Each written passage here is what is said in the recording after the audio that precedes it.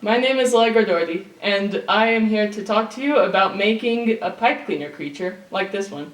Pipe cleaners are a very accessible way to create art. You can get them for relatively cheap. He has a bit of a muzzle, kind of like a dog. So let's say that will be the shape of his head. Give him a spine and decide what his neck looks like, how long he should be. Let's just give him a dragon triangle tail.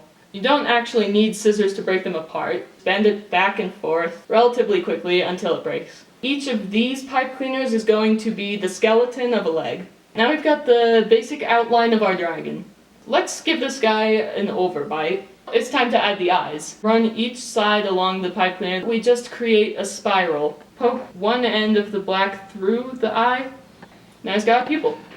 Now we fill in the head. It's kind of similar to maybe crocheting or knitting, in that it's almost like sewing something into existence. Something really nice about pipe cleaners is that you don't need to be super precise with them.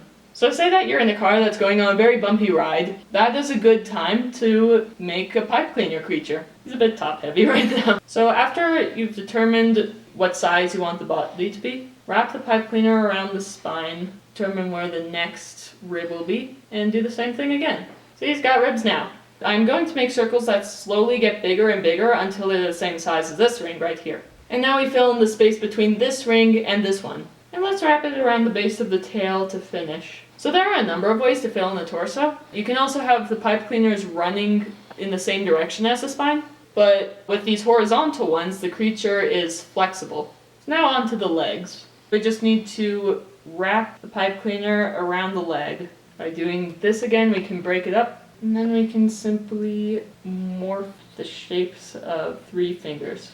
And let's add one little touch, just for fun. We have this pipe cleaner running up the center of his head. So what we're going to want to do is run through that.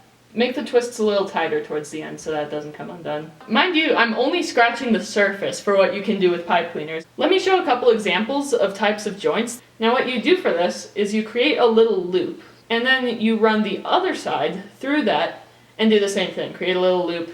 Now what this does is it makes this nice little joint. It doesn't support weight obviously, but it doesn't break.